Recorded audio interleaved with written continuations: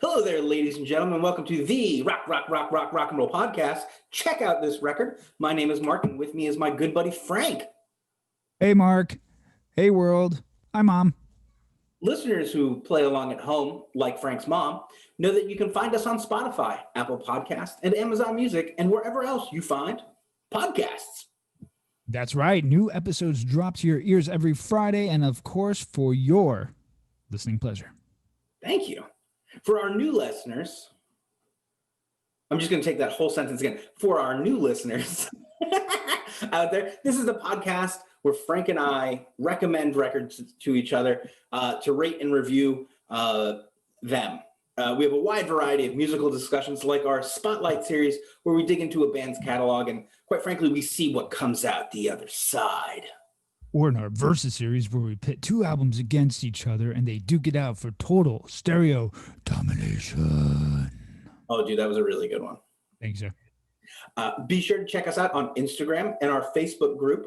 We like to drop additional content that'll hopefully leaving you want more of Frank's musical goodness and my random nonsense. Now, when I say we drop stuff down there, this is like Reagan trickle-down economics. We get to it when we get to it.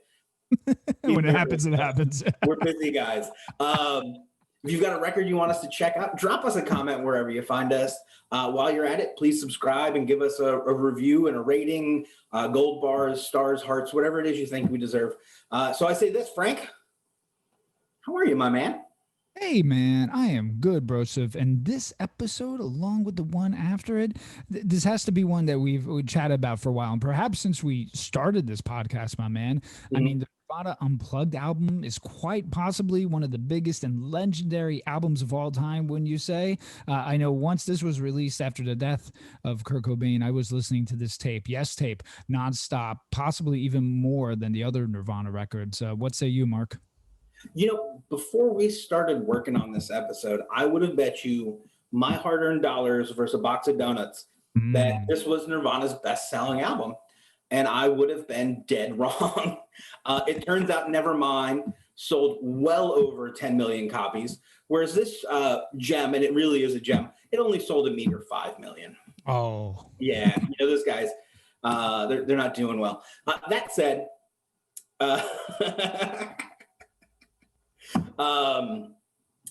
this thing was everywhere. It was on everywhere. Radio, it was on MTV.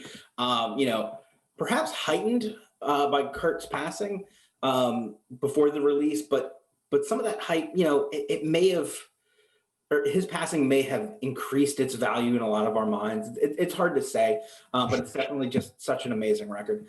You have to remember that this was Nirvana's only Grammy win. Wow. Yeah. So what role Kurt's passing played in that, obviously you can't quantify it necessarily, but considering that both Nirvana and In Utero were both nominated for Best Alternative Albums and neither one, perhaps this is the Grammys' way of admitting that they missed the boat on Nirvana. Yeah, probably. Worth noting here is that last week's episode, the Foo Fighters self-titled album, was also up for Best Alternative Album Grammy the same year in '96, which is pretty crazy. Nevertheless, it's a classic. It's the unplugged, world's best unplugged, hands down. I don't even care who you are. And it's probably, also Nirvana's best live record, right? I think so. And for my liking, it might be their best album, period. But we're going to get into the minutia of that here shortly. Yeah, absolutely. And with that said, as usual, let's go ahead and kick this off with the top 10 list. Now, since we're talking about an unplugged record, we're gonna have our own take on it, but we're gonna do our top 10 unplugged or acoustic versions of songs or albums where there's more of a stripped back feel, anything of that nature that applies, because Mark's list is gonna look different from mine. But we're gonna do that. And Mark, why don't you kick us off, my man? Yeah, these lists really, I cheated and looked at Frank's folks. We got some different lists. So you want to go back and forth, Frankie? Yeah, absolutely. You could start us off, my man. Excellent. So my number 10 pick, number one, however you're counting these, I actually like Mike Ness and his solo work, both albums, Cheating at Solitaire and Under the Influence. Now, these records are a mix of electric and acoustic songs.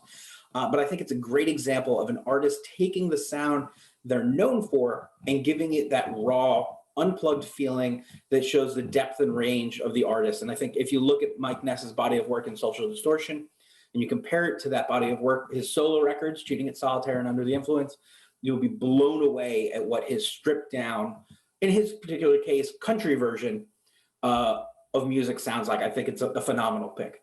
Yeah, absolutely. And that's the first record I could remember. I'm not saying it's the first of its kind, but it's the first I can remember where the front man of a band that we knew and adored put out a solo record. And I was just like, whoa, I was like, this is crazy. And then obviously, fast forward 10 or even earlier than that, years later, all these frontmen are putting out like albums like this. But to me, this was the first that had an impact like that. It's so good. So good. All right. So I'm going to, just so you know, I'm going to omit the songs that we cover later on from this Nirvana Unplugged album.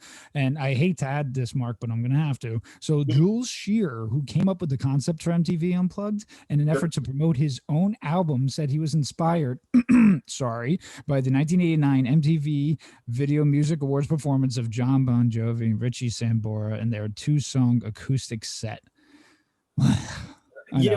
I think it's worth mentioning, right? Because I do give Bon Jovi their fair share of shit. If you look at Wanted, Dead or Alive, and what's that other one called? Well, they did in that performance was Living on a Prayer. And Living on a Prayer. Thank you. If you look at those songs, the way that they're structured, the way that they're performed, right? My issue with Jovi isn't that he isn't a good performer. Sure. Right? My problem with him is that his content is shit, and those are arguably the best 2 songs he's ever been a part of. I don't want to say wrote, because God knows he barely writes any of his own music, and I don't want to be sued by some songwriter who's fucking raking in the millions because this jackhole singing the songs better than he could.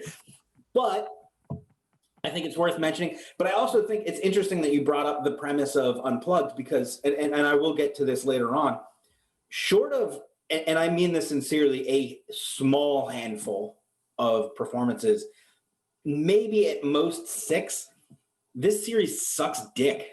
It is a terrible, terrible penis into mouth garbage concept that only when the artist knew what they were doing and didn't listen to him does it work. Yeah. Yeah, if you researched a lot of the episodes, which I did, I'm like, oh, really? I'm like, that was an unplugged episode. That was an unplugged episode. That was an unplugged episode. And I went and I looked at some videos and I was like, wait a minute, some are questionable. So, but I will kick off. And my list actually is from the Unplugged series, but it is select songs. So here we go. The first song is a song by Stone Temple Pilots, and that song is called Cracker Man. And I'm going to reference, of course, like I said, the other Unplugged episodes throughout this episode. So I apologize in advance. And I love this performance by STP, and Weiland's voice is dead on. They started off the performance with this track from their debut Core album. And this is a loud and rocking song, but the band was able to create its acoustic counterpart, and I think that was done very, very well. So that was for me on my list. Back to you, Mark. Very nice. Excellent. So my second choice here, you heard us talk about it recently, Bruce Springsteen live on Broadway. Of course. I know we talked about it in the Letters to You episode, but it's such an amazing performance that it bears repeating. Between the storytelling, the simpler arrangements, Bruce manages to capture not just your attention, but your heart, and keeps you locked in for the whole ride. It's an amazing acoustic performance. Yeah. Fantastic. My next on the list is the song Angry Chair by Alice in Chains. I'm a big fan actually of the Alice in Chains Unplugged album. Their songs, as everyone knows, were super grungy and had a heavy element to it, both musically and of course lyrically. They somehow made their songs just sound absolutely fantastic acoustically. This version manages to bring an edge while still keeping true to the song's nuance. Angry Chair, Alice in Chains, the Unplugged version is awesome. Yeah, that's my second favorite Unplugged album. There you go. So for me, number 3, number 7, depending on how I'm counting this, which day of the week it is. It's a record I bought for Frank a long time ago. Elvis Costello, King of America. Love it. 1986, we get a different side of what I consider to be the crown prince of new wave, with the stripped down but powerful release. It's got tracks like American Without Tears, Indoor Fireworks, which I know will make Frank cry, Jack of All Parades, and of course we get the we have to mention the xylophone centric Don't Let Me Be Misunderstood, which is just an amazing Elvis Costello thing. Nobody else could have pulled that off, and he does it beautifully. It's just one of those albums of an artist who had a sound and decided to do something different. In this case, it was I don't even want to call it folk forward. Was it the birth of Americana? Right, exactly. Maybe it's Elvis Costello exploring with an acoustic guitar and lots of pianos and just making a beautiful record. It's fantastic. I cherish that record, and the girls, my daughters, love it every time I put that thing on. So thank you, Mark, for getting me that years ago. Pleasure. I have a copy of it. I know you do, yeah. So next, this is a love-hate relationship, but it's the song Stay Love and Trust by Pearl Jam. Again, I'll admit I have a love-hate with Pearl Jam. Their performance on Unplugged featured this from their debut album 10, but also included this song from the single soundtrack, which was always one of my fave. They do it justice, has vibrant energy, and a stellar overall performance. I rewatched it. I think this was the best of that night in their performance. So State of Love and Trust, Pearl Jam. My next choice, you guys know how I feel about Pearl Jam. I don't need to repeat anything. My next choice is the Menzingers and their latest release, From Exile. So this came out this year. And it's really interesting because it's simply a completely acoustic version of their last album, From Exile. And I was worried that it would be kind of boring, right? I do like From Exile. Hello Exile. I didn't know that I needed the whole album acoustic, but it really works.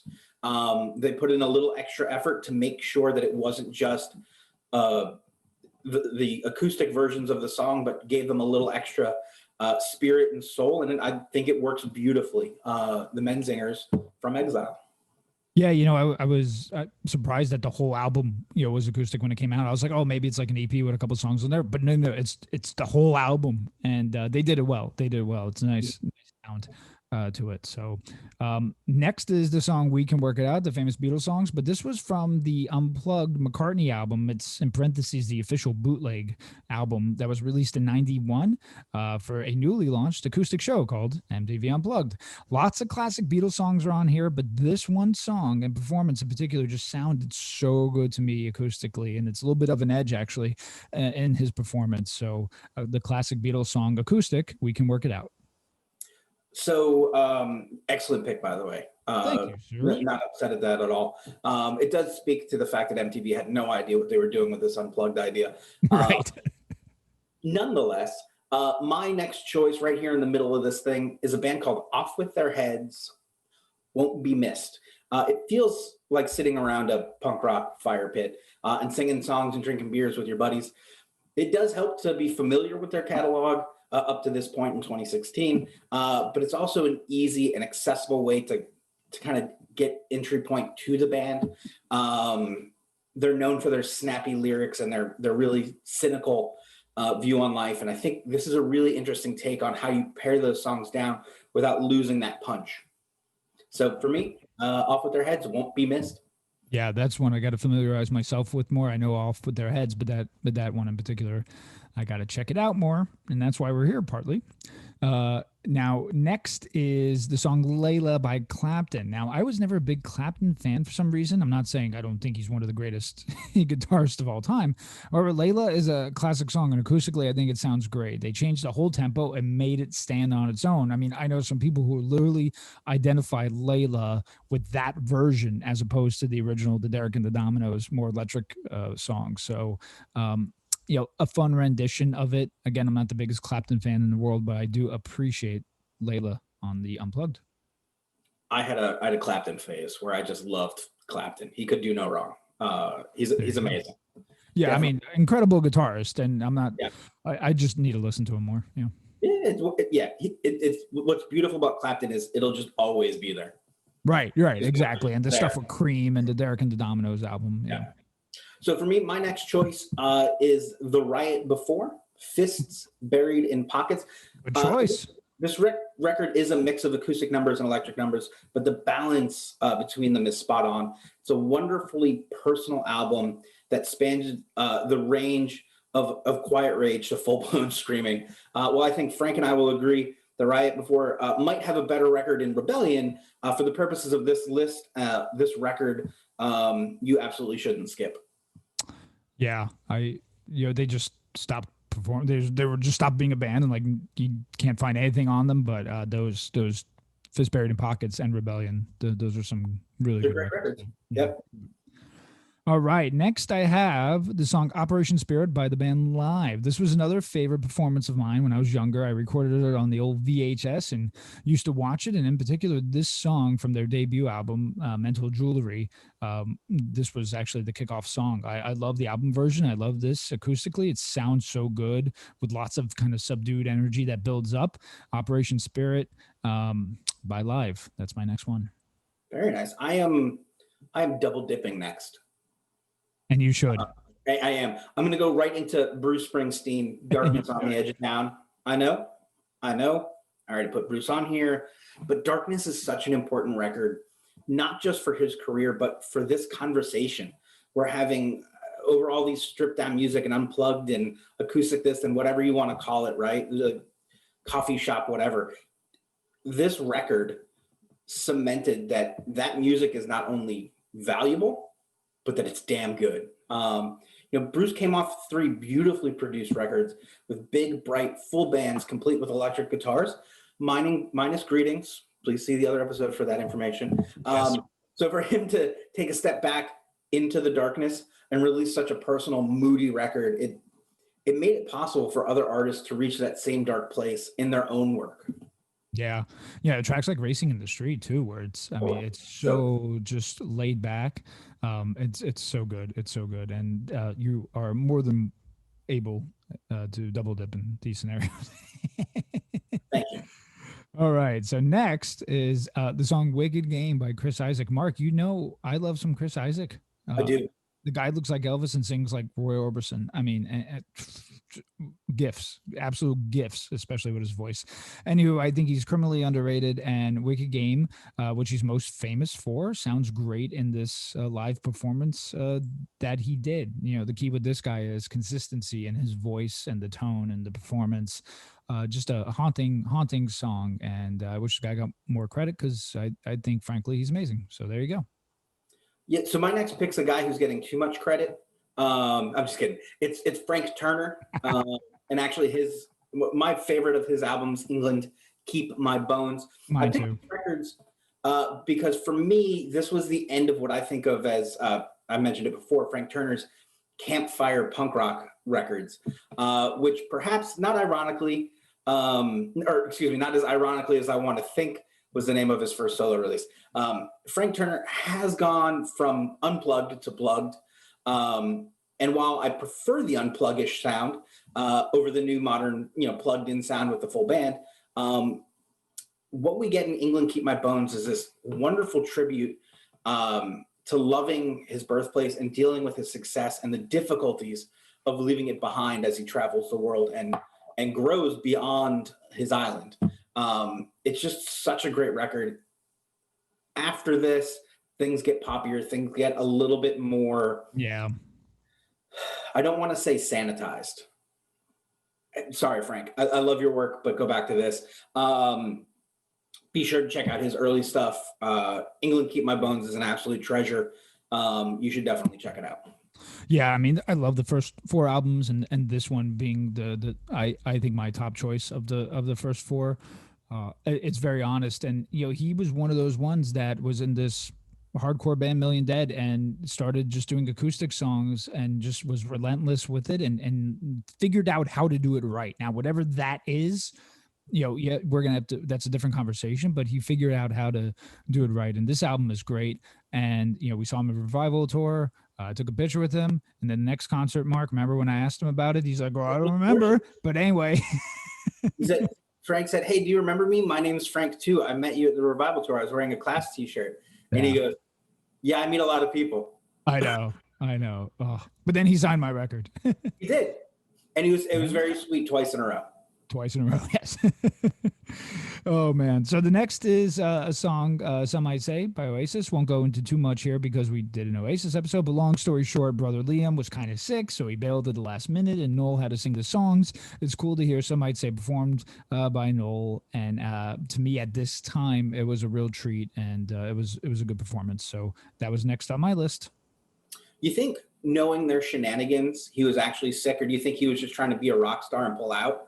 Yeah, I I, think so because he's up in the rafters, heckling. So yeah. All right. That was my kind of feel. I was like, there's no way that dickhead was passing on this unless he was being a dickhead. yeah, pretty much. So my next choice, I'm doing just a song instead of a full record, if that's cool. I'm going with Avail and their acoustic version of Lombardi Street. Oh. I really, really, really, really, really wanted to put a Tim Barry solo album in this slot. I think you guys have heard me talk enough about how amazing Tim Barry's solo work is. If you haven't checked it out, please check it out. Please do, please. But I would be remiss if I didn't say one of my favorite Avail records is Over the James. The Lombardi Street acoustic version at the end of the record is just this. Not even cherry on the top of this great record. It is just this breath after having your ass kicked for 37 minutes, where you can finally just get air in your lungs. And this song acoustically, which it does ramp up towards the end of the song and get rocking again as the original does, but this song just cranks it. It'll cut you right to your. It's one of those songs that you feel like, how the fuck did they write this song about me? They don't know what I've been through, but that song is exactly everything I've been through. It's one of those songs. They're one of those bands that's super overrated.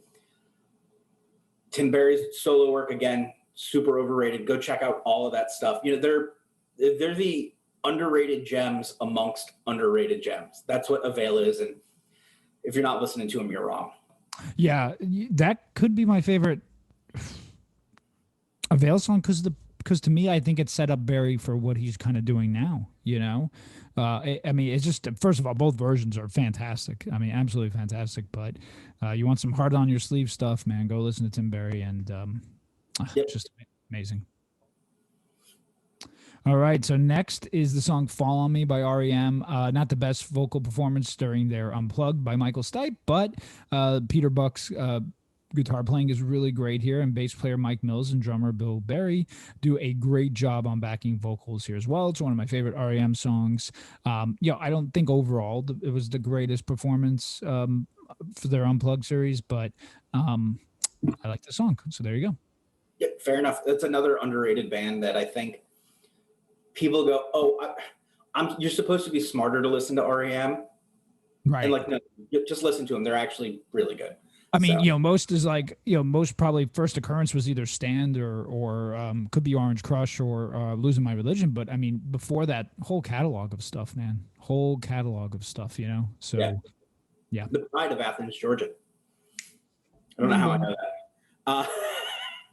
that. So, last up on my list, or first, depending on how you're looking at it, it's a twofer. Again, I'm double dipping in a weird way. It's Against Me. And I'm actually starting at the start with their acoustic and crime EPs.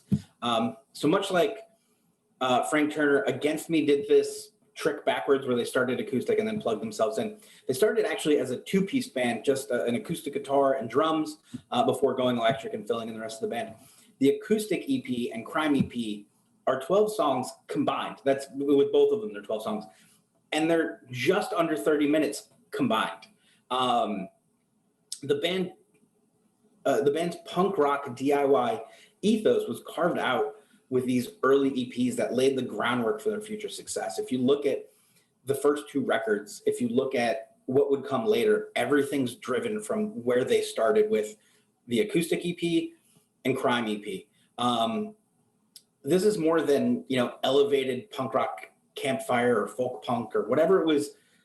People were trying to define it as. It was genre defying, and it helped lead the way for so many of the bands and artists to pursue whatever sound they wanted, that today you have more openness with style and creative input than we had before. These guys helped break the mold, certainly in the early 2000s, of punk bands sound like this, metal bands sound like this, the coffee shop sounds like this.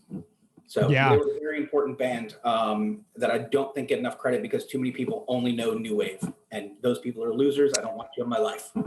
Yeah, it's so true because New Wave was such a popular album, right? Such a popular album.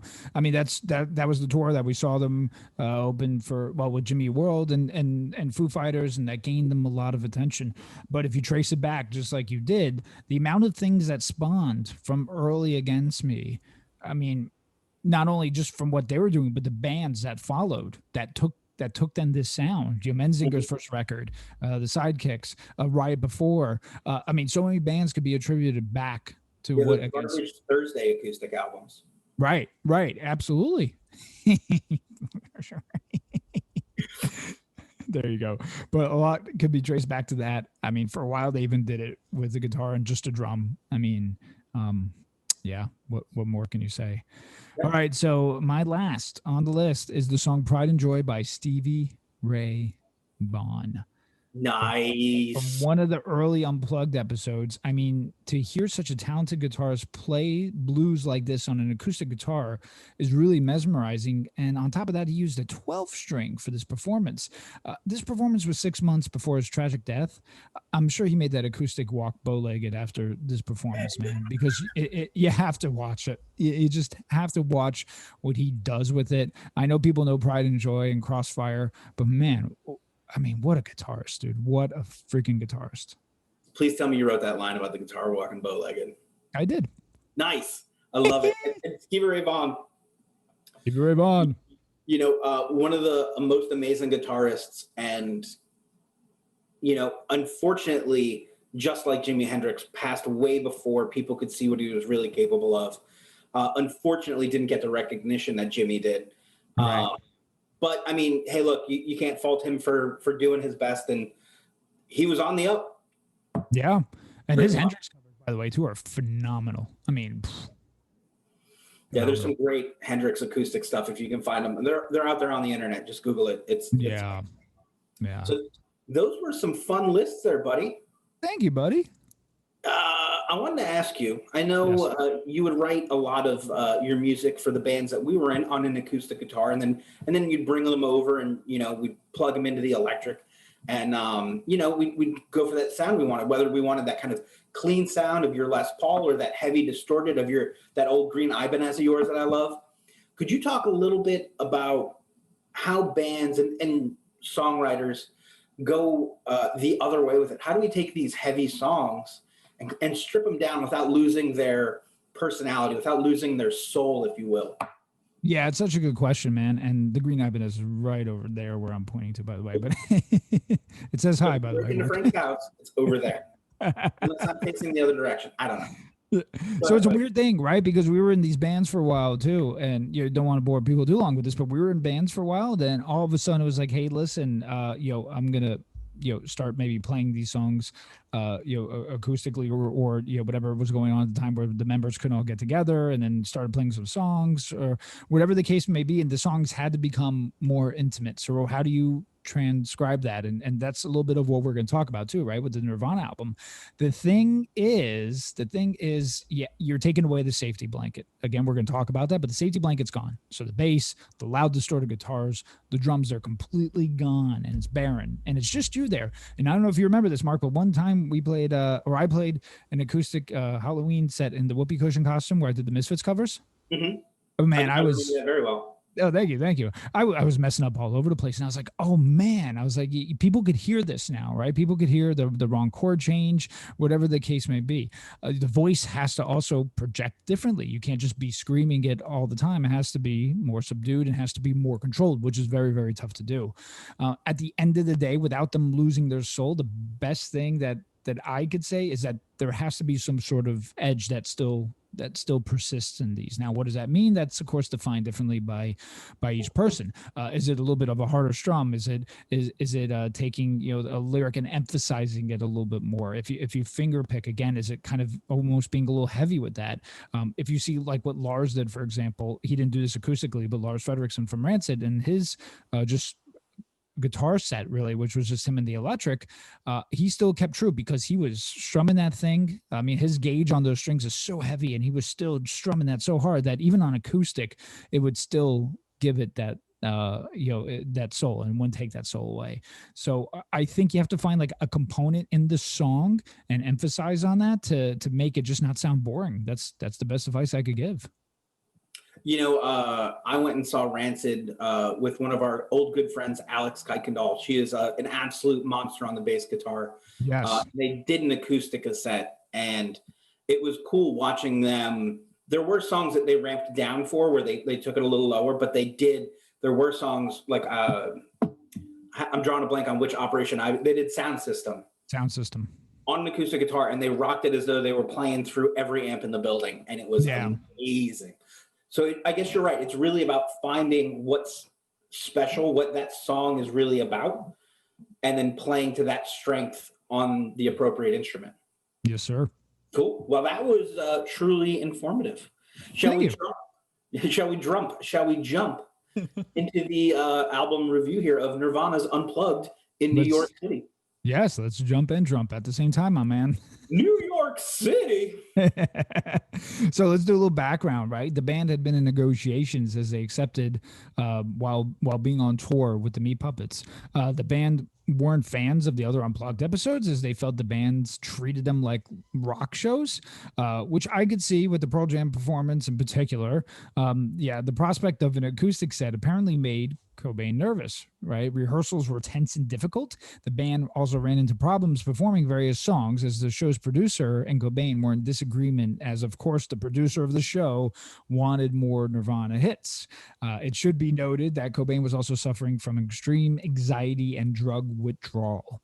The core of the show was in black candles and a chandelier, to where the show's producer asked Cobain about the decor.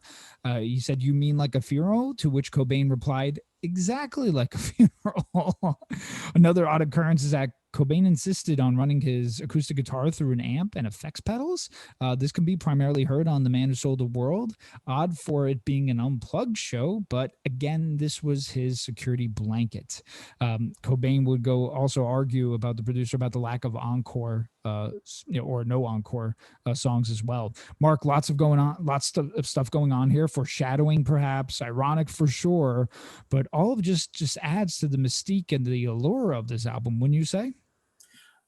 That's what I find so intriguing about it. Not just this album, but Nirvana as a whole. They really tried to layer as much as they could into the music, and of course lyrically. And here with this performance, they knew would be a defining part of the band's legacy. It's interesting though, 6 of the 14 tracks are covers, which we'll be sure to point out as we get to each of them. And totally. Speaking of an encore, the 25th anniversary edition only included additional rehearsal cuts of 5 tracks that made the original airing. So no true encore then or now. The foreshadowing question has really been sticking with me. I don't know that I believe Kurt Cobain took his own life. In which case, it's just a tragedy, right? It's just an ironic tragedy. But if he did, I mean, it's still absolutely a tragedy, but perhaps more so because we couldn't see the writing on the wall until there was blood on it. Right. Oof. Let's talk about some of the other hits producers might have wanted after we go through the album. And you know what? I'm feeling greedy. I'm going to kick it off. As you should after that, my friend. Go ahead. Thank you, sir. Opening track, About a Girl. About a Girl. The only song from Bleach to make it onto the Unplugged stage. Amazing song choice to kick off this record. This is the kind of self-deprecating songwriting I love and admire. Despite asking to be the one using another, he knows she's going to be using and abusing him, and he hates himself for it. Yeah. But there he is, really setting an interesting tone, given that he wants it to be exactly like a funeral for this Unplugged effort. Yeah, I love that they chose a song from their first album to kick off the performance. It surely made people go back to that album with a newfound interest. I'm sure Bleach's popularity, obviously was getting more and more popular, but with this performance. And I love bands when they start off sets with more unknown songs. It forces the crowd, right, to get engaged. And this is a great song. It reminds me a few years later of Green Day, wasn't an acoustic set, but a live concert, Jaded in Chicago, where at the height of their Dookie album, they kicked off a song from their first album. So it was just very cool to do that. And anyway, a great performance of the song about a girl. It's a perfect opening track. Next track, we have Come As You Are. This is actually my favorite single from Nevermind. I don't think it gets enough credit when compared, let me finish that, when compared to Teen Spirit, Lithium, and In Bloom. I loved hearing this amped up song get toned down. Now, Cobain's voice struggles here, and I'll get some heat from saying this, but vocally he wasn't the best performer. With all that he had going on, though, you could tell that there's some struggles here. Regardless, though, the flaws are, I think, perfect for this, and I like the rendition even with the flaws. I think you nailed it. And an important part of what makes this performance so good, which is that he isn't perfect. You get an honest rendition of the song, which is great because the song is about exactly that, just being who you are, regardless of what people think. Right. I love the way they toned this one down and made it truly memorable. For me, though, I think this was number two after Smells Like Teen Spirit for me. Yeah. But I see where you're at. You're not half wrong with that argument. Thanks, sir. Frank, I don't know if you know this, but Jesus doesn't want me for a sunbeam. Really? Yeah. The first of I'll talk to him. Yeah, please, if you could. Just a good word. I know you guys are tight. So the first of the 6 covers on the album, Kurt tells us right off the bat, it's an old Christian song that they play in the way of the Vaselines do. And if you haven't checked out the Vaselines, go ahead, hit pause, run over, listen to some Vaselines, and come back. Do that later. After the episode, yeah. It's just really cool way for them to throw them like hey, if you haven't heard of this band, go check them out. Like it was just a cool thing to do that. Plus, we get Chris Novoselic. Novoselic, thank you. I said it right when I was typing it. On the accordion. As a young kid trying to figure out why I didn't fit in at religious functions or at all, this song really spoke to me on a very personal level and still does. What's amazing about this particular Unplugged session is that it has the tone that it has a tone that runs through the whole thing, and perhaps that's part of why there are so many covers, but also part of why it works to keep that tone. Whereas because we're pulling songs from all these different records, when other bands do it and they're keeping it to their own material, sometimes that material can feel very different next to each other. By blending these covers in, they're able to smooth that transition and make it work, perhaps. Yeah, absolutely. And Cobain really liked the Vaselines, and on their album Incesticide, they covered two of the songs, Molly Lips, excuse me, and Son of a Gun. And they took really, these indie rock songs and made them their own, which was really, really cool. I wouldn't have minded if one of those actually snuck into here, but they decided to go to this track, which to me wasn't as entertaining. Now, the Vaselines rendition is a parody of as you said, the Christian Children hymn. To me, I could probably, like, if this was a bonus track, I'd be like, cool. And I'm going to say that with context because we have another cover coming after it. And I think that's what kind of throws me off. And, I would have, again, maybe even taken another Vaselines tune. But hey, man, it worked. Obviously it worked. So who am I to say? Now we go into the next song, right? The Man Who Sold the World. Back-to-back cover songs. This time it's a David Bowie song, right? I wouldn't have minded this. Again, if we didn't get another cover song back to back, that's just my opinion. Yes, Cobain argued not to play the hits, but they had other songs I think that I would have gladly heard. There's songs like, and now this is a little bit of a stretch, but a song like School from Bleach, I would have loved to hear that acoustically.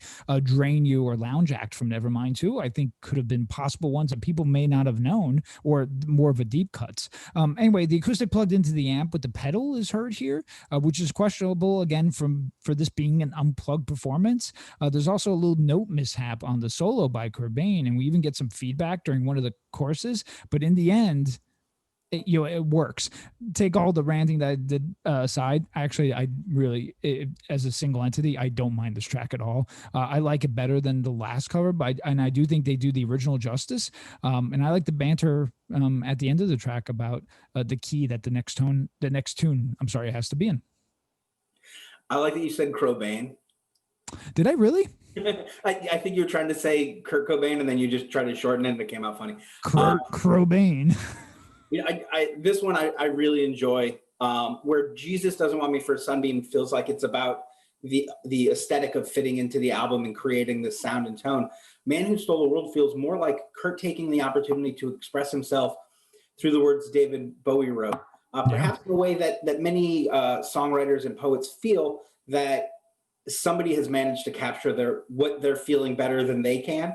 And I think that's why, and this is purely speculation. To me, a guy like Kurt Cobain, who's putting something like this together, who is struggling with his fame, who's struggling with drug addiction to no end, for him to pick a song like this, for the band to pick a song like this, really speaks to them personally. Who knows? That might just be me. I'm not really sure. No, it's a good assessment, man. I just really dig it. I think it's great. I agree with you. It stands up perfectly on its own. It's a wonderful performance.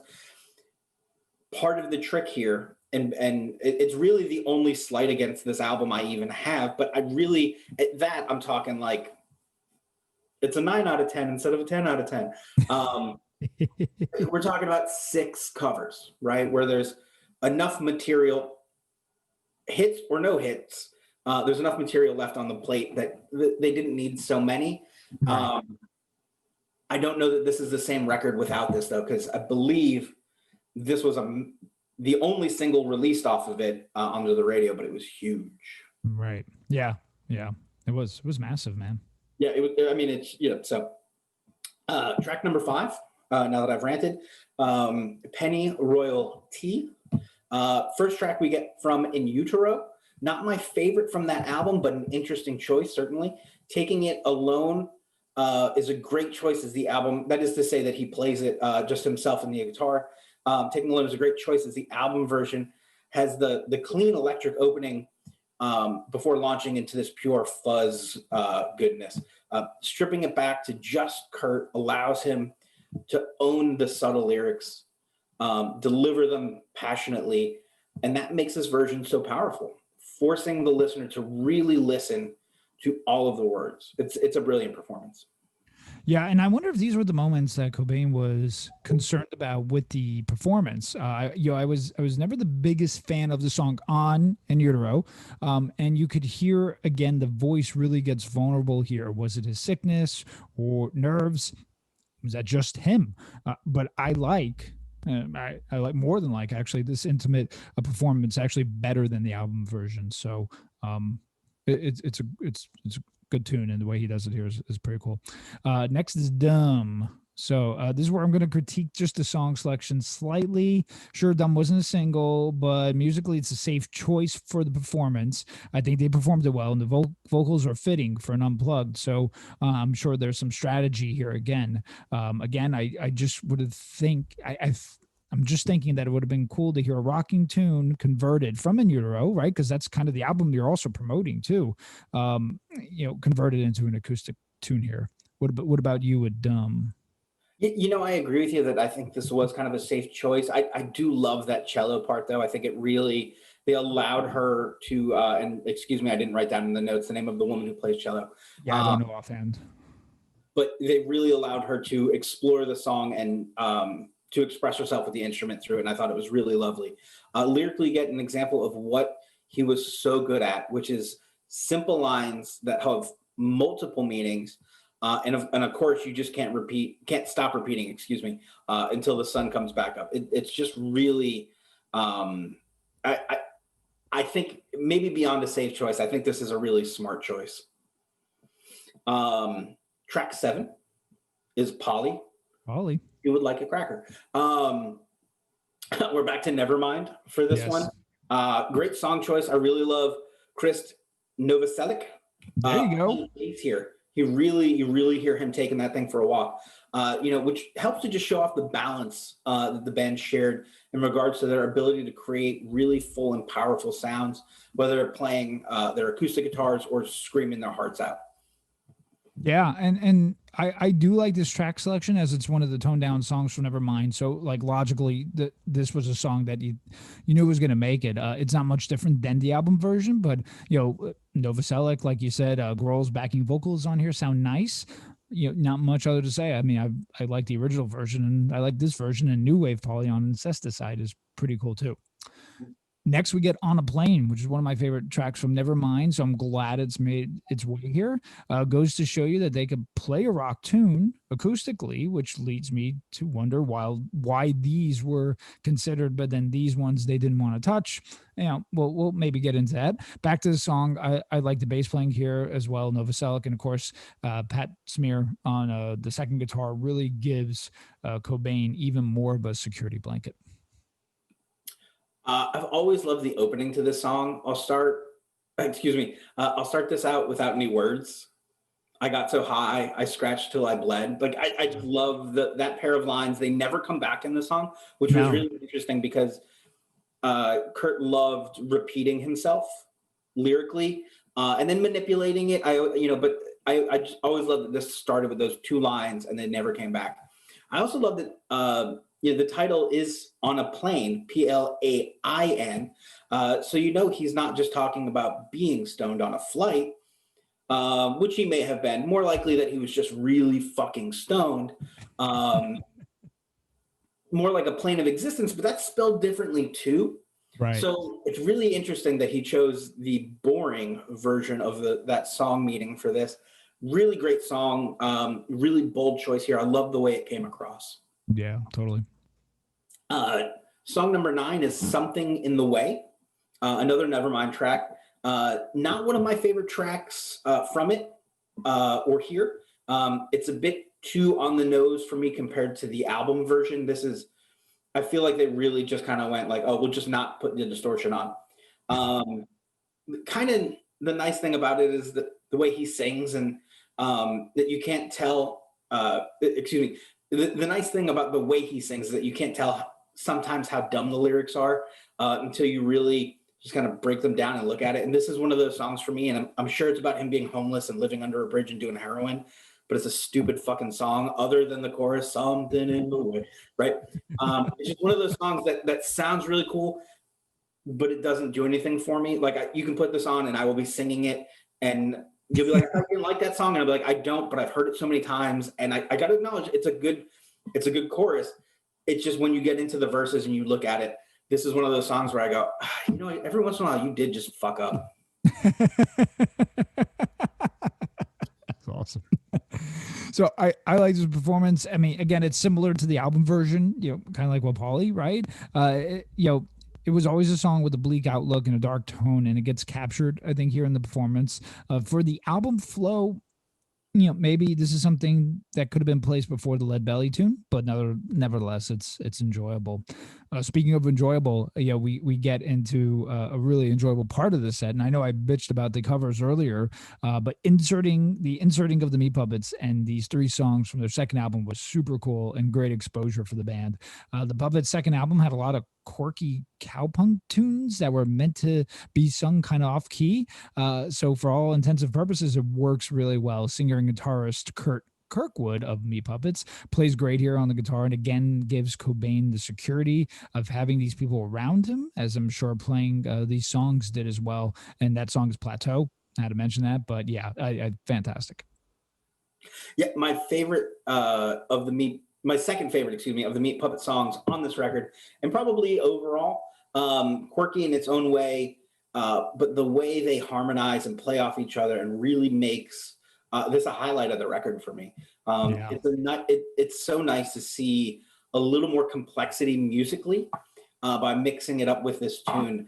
This 3-song gap really benefits from the music coming from the Meat Puppets and Nirvana adapting it so that you're not getting 3 songs that sound the same after a few songs that sounded very similar. Right, exactly. So the next track, Oh Me. Oh Me. bottom of the Meat Puppets barrel here for me. Just kidding. I really enjoy this one. Like all three of these Meat Puppet songs are great. This would just, if I had to rank them, it's a 2, 3, 1 for me. We'll get to it. Sure.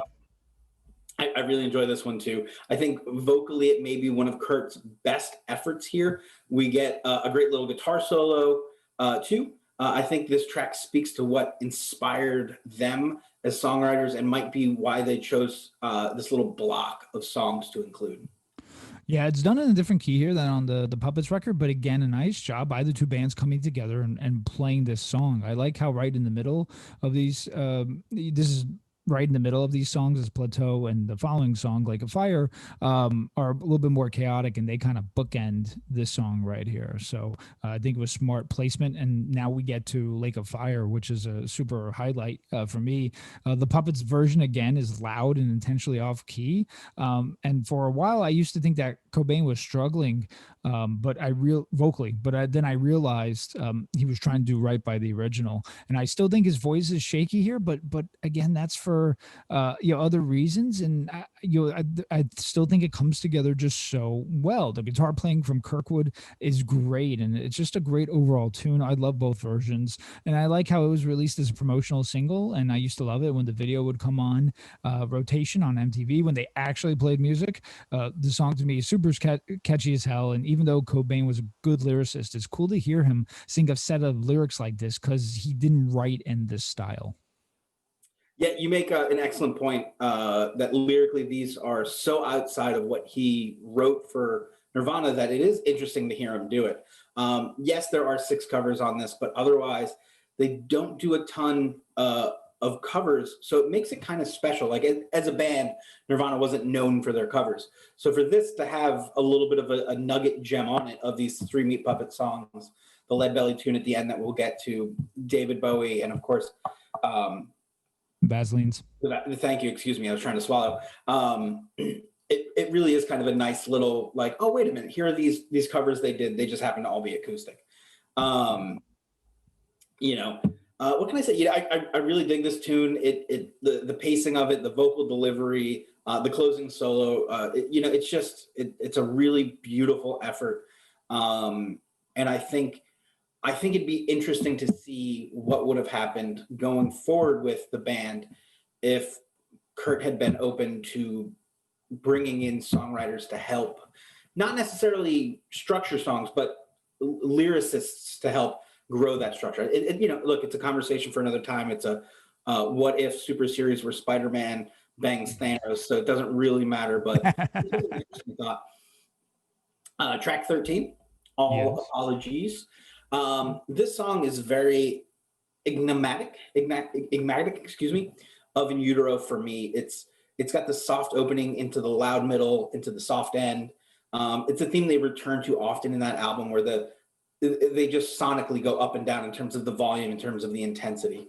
It works really well as an it worked very well for an unplugged album because you don't have to change much, and the honesty of the song still works as well as it did on the album.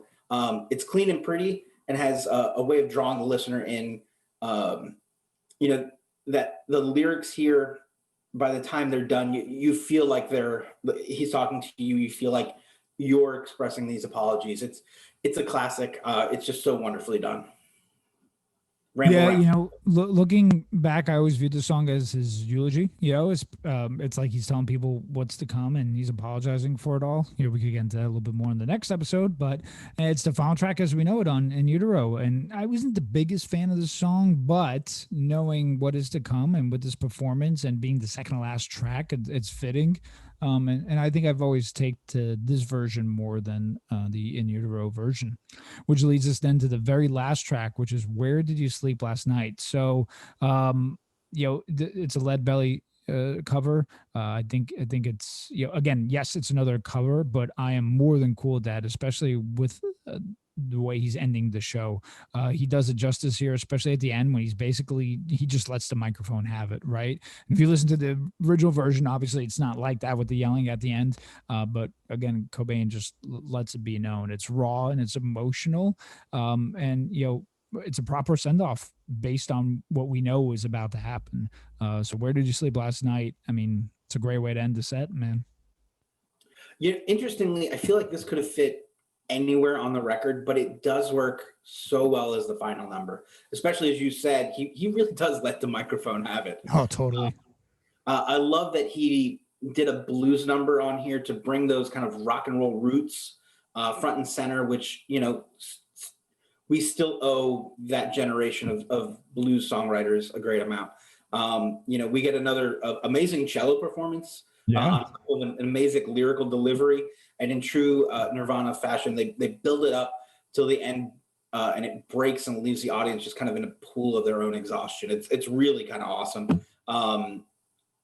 It half feels like a funeral march.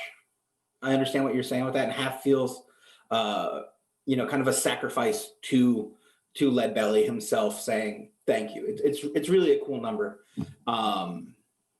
Yeah, very cool, and that's where the record ends, folks. Yeah. Yeah, when we compare this record to other MTV Unplugged records,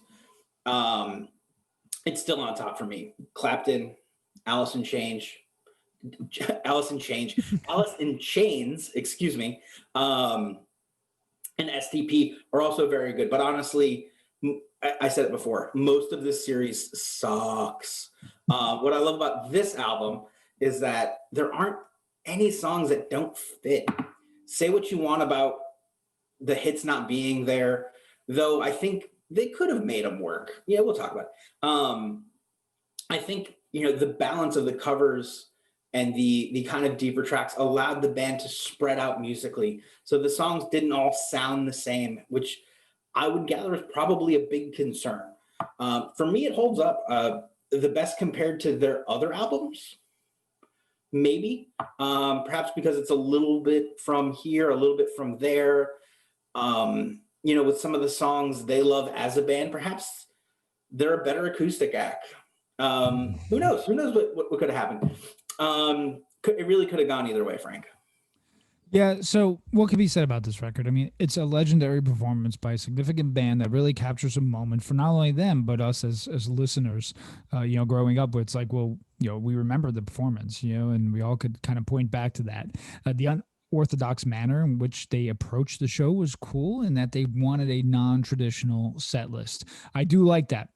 However, it was called Nirvana Unplugged. So if you didn't want to play the hits, cool. And I'm totally cool with that. But me as a fan, and knowing that we really don't have much after this from Nirvana, I would have liked to have seen some deeper cuts. There's commentary on where a fan requests in Bloom, and Cobain says, well, how would we play that acoustically? It could have been done. It could have been done. Sturgill Simpson did a cover on his album, so it could have been done. I could have easily done without the Bowie or the Vaseline tune, or at least they could have, fine, keep those on there, but maybe recorded some additional tracks that would eventually make their way to an anniversary edition. I would have totally take that. Being that Cobain died 5 months later, the fans, I'm sure, would have wanted just more music, and that's really what it's all about, right? That specific allure of this record, I think, causes people to romanticize about it. I'm not taking anything away from this record at all, but if you were to compare it from the Stone Temple Pilot and the Alice in Chains performances, those singers had their own demons. Vocally, Weiland and Stanley's performance was a little bit better. They didn't have all the creaks and the flaws. Nevertheless, though, again, it worked for Nirvana. You can't deny the impact and the greatness of this album. I certainly do not. It's one of the best, and quite possibly Nirvana's best. So let me play a little devil's advocate here with you and talk about the songs people really wanted but didn't get. Could they have worked as songs? I'll read you off a little list.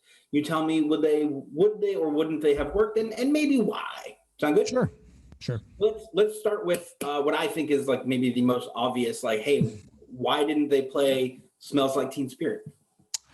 I think they could have found a way with musically to figure it out. But I think it's proper that it's not on there, because I've seen interviews where they used to tell people, listen, there's more on the album than Smells Like Teen Spirit. When they played it on Top of the Pops, they even played it jokingly. I'm sure it got tiring for the band. So could it have worked musically? Yes, but I don't think it should have been placed on here. All right. What about Lithium? That's another one of the big four that could have been done acoustically. I think it's just as rockin' sonically as "Come as You Are." So I think they could have found a way to do it. Again, I don't think you want to front load it with the four big singles from Nevermind, but it could have been done. But I'm actually okay with that song not being on here. Now, what we talked about this one earlier. What about In Bloom? I really feel like In Bloom really had the opportunity to Yes. lend itself well to this. Yeah, absolutely. I think In Bloom, just because stripped down and hearing that stripped down version from, say, Sturgill Simpson, for example, you're like, wow, you're like, this song could work in a variety of different ways. And obviously, we're playing a little bit of revisionist history here, but I think that's one they could have inserted into the set, or at least doing a practice of it. When he says how we could perform it acoustically again, I think they could have. They could have figured out. They could have done it in the same tempo. They could have done it a little bit more intimate and still stressed the important parts while having an edge. In Bloom, I think, should have made its way on there. What about Heart Shaped Box? See, this is the one where I go, I think leaving Heart Shaped Box off was the right choice because to me wasn't as strong as some of the other tracks. Yeah, I'm with you on that one. Again, could they have found a way? Maybe. From a business perspective, since it was the lead-off single from In Utero, you again, that's the kind of album you're also promoting, right? So that would make sense. But I always felt that it was a weak single. I'm okay with this one not being on there. So the next one was half of a single. Right. Rape Me. Yeah. Actually, I think this song musically is simple enough where they could have done it. They could have found some creative way to do it. Maybe, they take like how Johnny Cash even took Rusty Cage from Soundgarden and they kind of gave it a little bit of a oomph maybe. I don't know. I think that song they could have got creative with that song again. I wouldn't have minded seeing that song acoustically. It's one of those ones that I go back and forth with because I think I understand being in an intimate setting and yelling the words "rape me," and it perhaps not going over as well as you think it should. That's actually a fair point too. but at the same time, you know what? You released it as a single anyways. People you know played it on Saturday Night Live. Yeah. No, I hear you. Was there any tracks? Now, I obviously just limited it to the big hits that weren't covered. Was there anything that you went, man, they really missed the ball by not including this off of Bleach, this off of Nevermind? This? Well, for me personally, as a fan, and some of my favorite songs, I think off of Bleach, I would have loved to have heard a song like School. I think that would have been really, really cool to have done acoustically. From Incesticide, even though it's not a proper album, but like Silver, I think could have been really cool on there. From Nevermind, I'm gonna go again. Drain You, Lounge Act, which is one of my top actually favorite Nirvana songs. Breed, even though that's a big rocker. I feel something could have been done with that. Drain You actually was there. There is now coming to mind an acoustic folky version by a band that's slipping my mind right now, but they did a cover of Drain You. As far as In Utero, maybe Serve the Serpents. Maybe that could have worked. So there's some tunes there. Most excellent. Yeah, most excellent. So here's the build-up, Mark, the next episode. So the build-up to the 50th episode. Can you believe it? We're 50. Me and you are 50. Yeah. Yeah, crazy. We did a trial run, so to speak, with the Jeff Buckley episode, and now we will cover the life, the times, the final days of Kurt Cobain. So much mystery and conspiracy revolving around him, man. I mean, it's really remarkable how after all this time, it's such a subject of debate. Why is that? Is it because even though he had all these demons that the stars just lined up all too perfectly, in his final moments? It's going to be fascinating to talk about, Mark, don't you think? Absolutely. I think for much of our generation, this is the first true crime mystery we were all exposed to, that we all got sucked into. The characters are enthralling. The drugs, my God, the drugs. Oh my God. As wild as it gets, the most fun drugs you've ever done. The music didn't totally suck. Right. There are so many possibilities to what happened that night that to say for sure what happened is an omission of guilt, Frank. There you go. Yeah. I'm looking forward to it. This is not Sid and Nancy, folks. No, this is not Sid and Nancy, folks. Oh boy, I'm excited for next week. Listen, that wraps up Nirvana Unplugged in New York. Don't forget to like us personally and on the internet. Comment wherever you find us, like if you see me in the mall. Leave us some stars and some hearts and some gold bars. I accept coins on Candy Crush. And tell us what you want to hear. And thanks as always for listening. What do you say to the nice folks at home now, Frank? Thank you, everyone. And ciao. Ciao. Bye-bye.